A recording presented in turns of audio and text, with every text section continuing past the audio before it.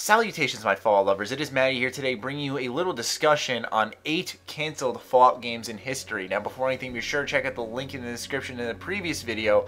That is a discussion on Bethesda's published games. So I'm taking this information straight from vaulttechinc.blogspot.com. There will be a link in the description. I will be reading what is on their website word for word, so don't accuse me of copying what they are saying. I just want to take the information they have provided us, put it into video form, much like I did for my what we know about Fallout 4 so far. So without further ado, let's get into this. Some of these you will know, some of them you will not. So let's hop straight into it. Let's start off with a common one. Van Buuren, or also known as Fallout 3, the original Fallout 3.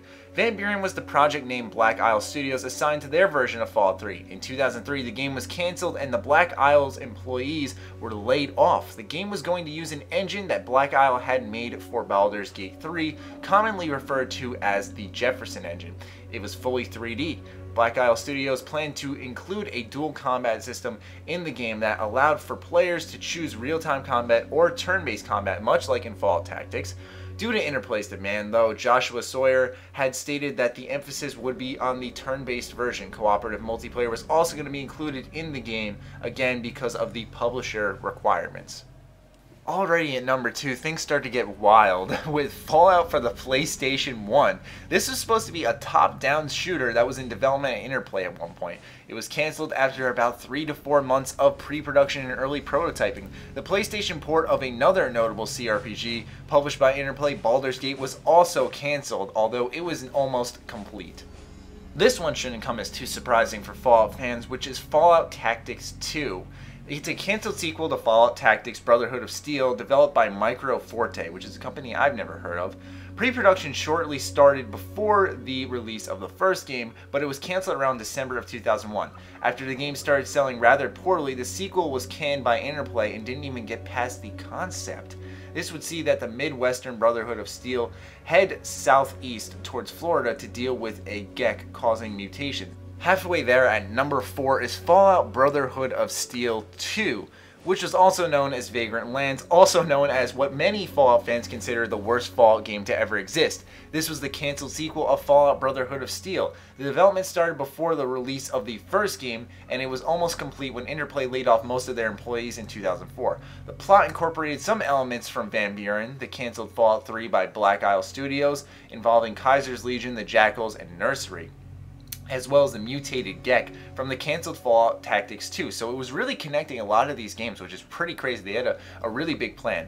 In March 2009, the design document for the game, written by Brian Freyermuth, one of the designers of the original Fallout, it was leaked. These next two should be familiar to those who pay attention to the Fallout series. This one at number 5 is Fallout Online, aka Project V13. Following the sale of the Fallout franchise to Bethesda, Interplay retained a limited right to develop an online Fallout game. This ended up resulting in a lawsuit between the two companies, and the idea to make an MMO-based Fallout remains unrealized. Thank God, by the way. Initially, Project V13 was the internal code name for Fallout Online. In addition to the current team, Jason Anderson, one of the other makers of Fallout, was involved in the project between 2007 and 2009, but had since left the team. Interplay's rights to developing and publishing the game have been the subject of legal dispute between Bethesda Softworks, the current owner of the Fallout franchise, and Interplay. So, yeah, that's pretty crazy that there was a Fallout Online in existence at one point. Thank God it didn't come through, but there are some makeshift Fallout Online games that you can actually play. I've covered them in the past, so be sure to check them out.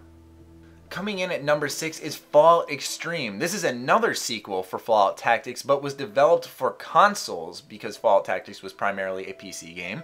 This game would have seen the Cause head northwest through Canada and onto Alaska to do battle with the Brotherhood of Steel. Following this victory, they would then head onto China to destroy a doomsday missile. So this sounds, well, pardon the pun, but extreme.